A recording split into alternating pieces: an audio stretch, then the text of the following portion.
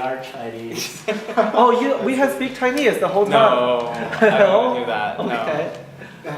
It's like, thanks for coming again. It's like, I have several informational questions for you, just to allow you to share your knowledge to us. The first question is, I know that you have working experience in both U.S. and in China.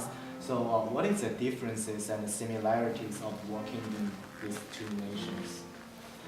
So I think it's probably even more difficult to look just at specifically a company, or I think it's more beneficial to look more at the company itself rather than at the country level, because within every country there are specific cultures that the country has, but then every company within that country will have its own specific culture.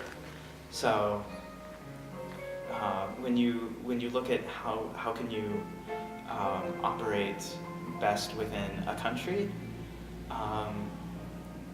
there's somewhat of a fallacy, because you could be very, very successful or more productive in either country, but it depends on that company's culture and how you're able to work there. Good.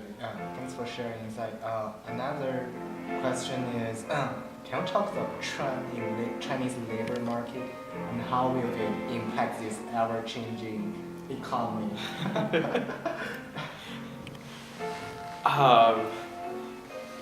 Yeah, so I think that there are a few different trends going on here. So the economy had been based upon manufacturing, and there are still, the vast majority of positions are in the manufacturing sector. There are more and more service type jobs that are becoming available, but they're also not necessarily well paying, and there are a lot of challenges with using those positions to get higher up within a company. So there's that, but one of the key, I guess there are two key demographic changes. One is the higher levels of education. And so with that increased education, you have higher aspirations. And the economy may or may not be able to provide those types of positions in the volume of that can be matched by the current output of college graduates. The other key demographic issue here is also a much smaller, younger generation than the generation that's a year, one or two generations above the current graduating generation. So there aren't as many people to replace everyone who will be retiring as time goes on. So what does that mean? It means that the total number of employed is probably going to go down. Hopefully, productivity will increase. Hopefully, wages will also go up as well, in order to allow the younger generation to provide the traditional support to the older generation.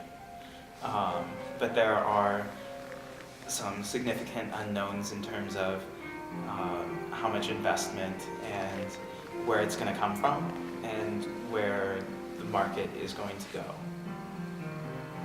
Yep, thanks for your view. My third question is, as we know, is that China just went through its once-a-decade political change.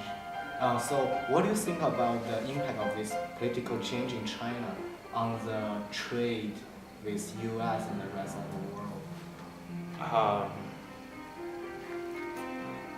I don't have enough knowledge of what particular policies or direction they're looking at moving. So it would be very difficult for me to provide a good answer to that. But based on what you have known already, do you kind of have like share of your view of how China and U.S. going to trade in the future?